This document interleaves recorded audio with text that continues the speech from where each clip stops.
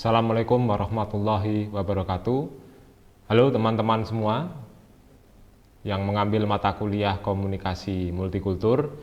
Kita masuk ke pertemuan selanjutnya setelah beberapa waktu yang lalu kita bicara tentang apa itu semangat dari multikulturalism dan apa itu komunikasi multikultur.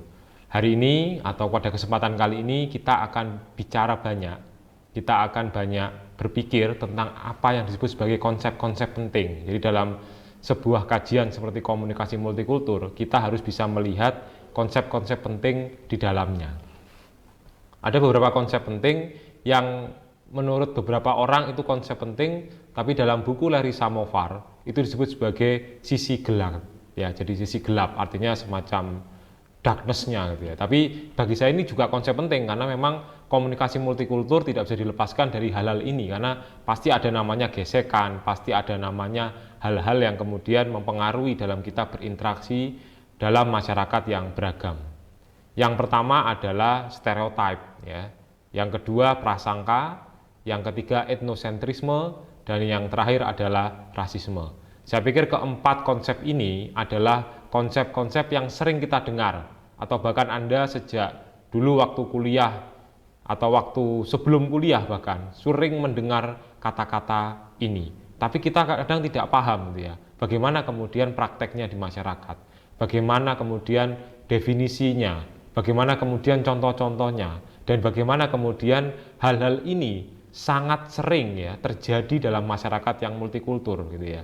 Mari kita lihat step-stepnya. Sebenarnya yang tertinggi itu yang mana, yang sampai istilahnya gerakan-gerakan atau sisi gelap yang paling akut itu yang mana kalau kita berada dalam masyarakat multikultur. Kita awali dari stereotip. Memang stereotip ini adalah level paling bawah dari sisi gelap yang coba diungkapkan Larry Samovar dalam bukunya. Stereotip itu adalah konsepsi yang secara tetap fix ya, melekat pada kelompok tertentu. Oke. Ketika kita melakukan stereotip pada seseorang, maka yang kita lakukan pertama adalah mengidentifikasi orang tersebut sebagai bagian dari kelompok tertentu ya. Baru setelah itu memberi penilaian atas dasar individu yang bersangkutan. Jadi stereotip ini memang bagaimanapun itu berdasarkan pengalaman kita ya. Jadi ada hal-hal yang kemudian mempengaruhi kita ya.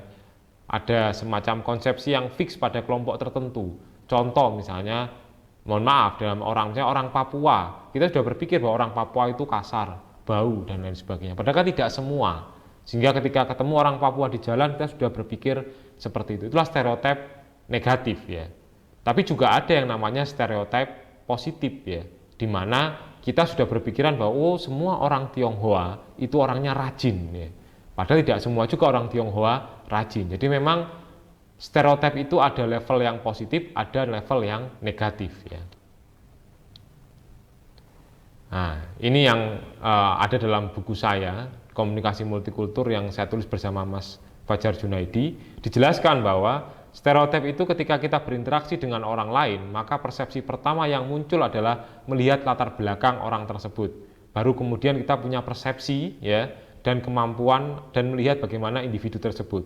Konsepsi yang melekat pada orang lain ini dapat bersifat positif maupun negatif. Ini yang saya jelaskan sebelumnya bahwa stereotipnya ada yang positif dan yang negatif. Dan sesuatu yang melekat itu yang kemudian kita jadikan semacam acuan untuk menilai seseorang atau kelompok tertentu itu baik atau buruk, itu tergantung pengalaman kita. Jadi sebenarnya bisa kita bayangkan, kalau kita dari kecil tidak punya informasi apapun terhadap kelompok tertentu, maka ketika kita bertemu dengan kelompok tertentu, maka tidak ada stereotip apapun yang ada dalam benak kita. Itu logika sederhananya. Jadi kalau Anda nggak pernah dapat informasi apapun dari media tentang orang Papua, tentang orang Kalimantan, tentang orang Jawa, atau tentang orang Sumatera, maka Anda tidak akan punya stereotip apapun ketika bertemu dengan orang-orang tersebut. Karena itu bicara bagaimana kemudian kita mempunyai semacam konsepsi yang fix tentang mereka.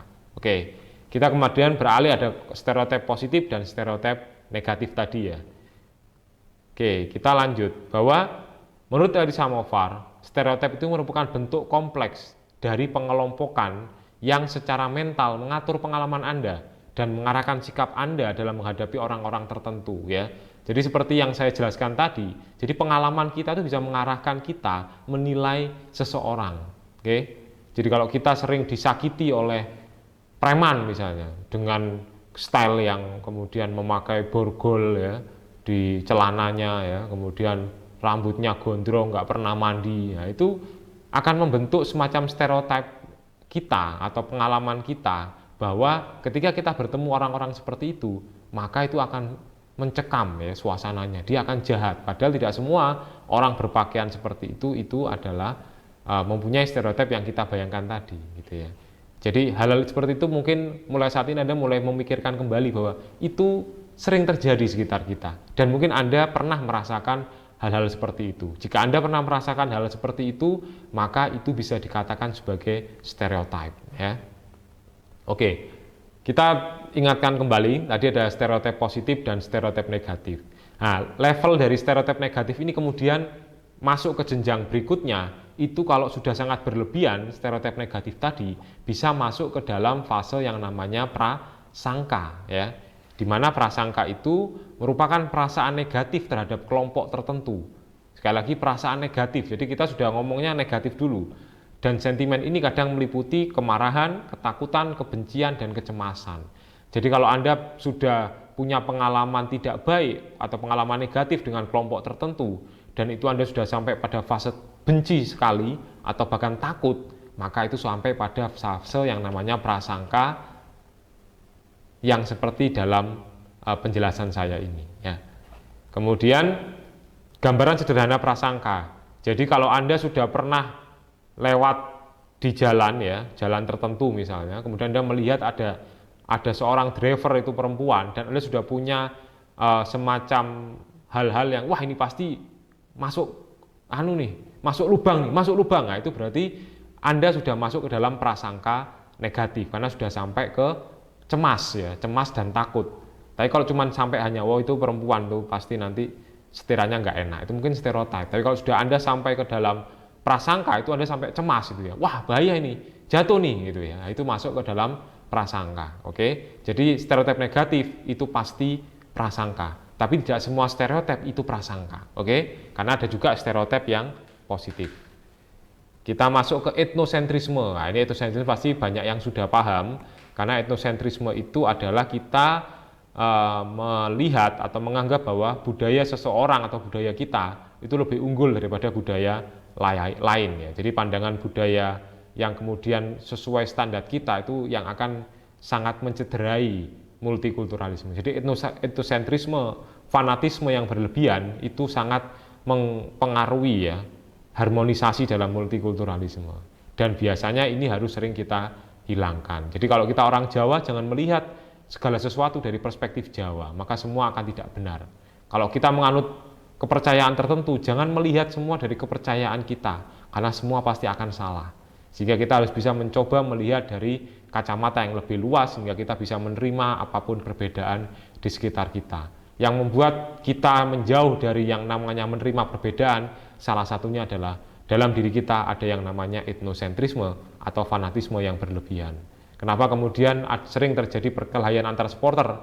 Itu karena setiap supporter mempertahankan etnosentrismenya sendiri-sendiri, dan tiap supporter mempunyai fanatisme yang berlebihan terhadap kelompok tertentu atau terhadap kelompoknya. Nah, itu sehingga terjadilah selalu konflik yang tidak pernah ada ujung selesainya, karena semua selalu melihat dari kacamata sendiri-sendiri. Kemudian fase yang paling tinggi, kalau kita masih dalam fase stereotip, oke lah. Fase prasangka mungkin masih fase itu. Etnosentrisme sudah agak naik lagi.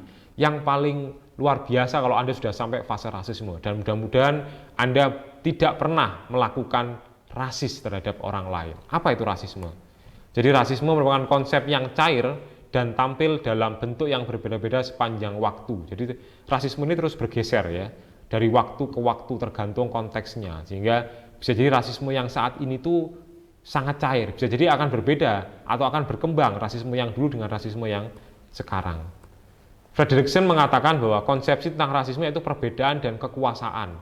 Jadi terkait dengan itu. Jadi rasisme itu berasal dari suatu sikap mental yang memandang mereka dengan kita itu berbeda secara permanen.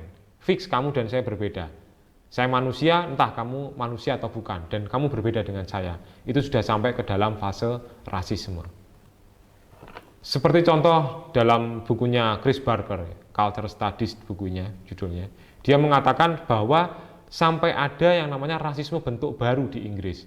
Jadi bukan hanya masalah biologis. Kalau Anda sering melihat rasisme dalam sepak bola, dalam melempar pisang, dan menyuarakan suara monyet kepada kelompok-kelompok atau golongan-golongan pemain berkulit hitam, maka ada rasisme bentuk baru di Eropa atau bahkan di sekitar kita, yaitu mengacu pada tidak hanya masalah biologis tapi sudah sangat struktural. Misalnya masalah kejadian ketika di Afrika Selatan, ya, itu ada namanya apartheid, tokohnya Nelson Mandela. Di sana orang kulit hitam tidak boleh sampai ke posisi-posisi tertentu, itu sudah sangat rasis, ya. Jadi kalau Anda merasa ada hal yang kemudian menyudutkan Anda dari latar belakang ras Anda atau suku Anda, bisa jadi itu rasisme. Dulu orang etnis Tionghoa itu nggak boleh jadi tentara, itu sebenarnya rasisme. Karena sebenarnya mereka itu adalah bagian dari negara kita. Tapi kayaknya belakangan ini sudah mulai boleh orang Tionghoa untuk bisa menjadi militer atau mungkin pegawai negeri di negara kita.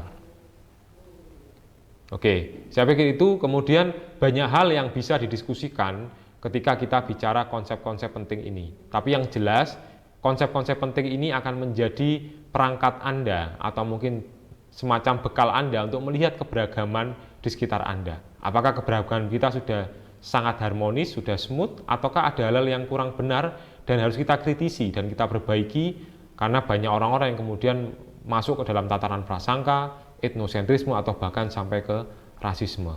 Mudah-mudahan materi pada kesempatan kali ini bisa menjadi semacam insight menarik untuk kita semua, untuk Anda yang mengambil materi komunikasi multikultur, dan bisa mengembangkan materi-materi atau konsep-konsep ini ke dalam diskusi-diskusi kita yang jauh lebih menarik lagi di pekan-pekan ke depan. Saya berharap semua dalam keadaan sehat dan bisa mengikuti materi ini sampai selesai, bahkan nanti sampai selesai mata kuliah ini, sehingga kita semua selesai mata kuliah ini harapannya teman-teman punya perspektif multikulturalisme, memahami komunikasi multikultur, dan kemudian teman-teman bisa melihat bahkan memperbaiki sekelilingnya yang mungkin ada hal-hal yang kemudian mengarah pada fanatisme sempit, etnosentrisme, atau bahkan rasisme. Saya pikir itu materi yang bisa saya sampaikan pada kesempatan yang berbahagia ini. Sampai bertemu di materi-materi komunikasi multikultur berikutnya. Tetap jaga kesehatan dan selalu pegang perspektif multikultur dalam kehidupan sehari-hari kita. Saya tutup. Wassalamualaikum warahmatullahi wabarakatuh.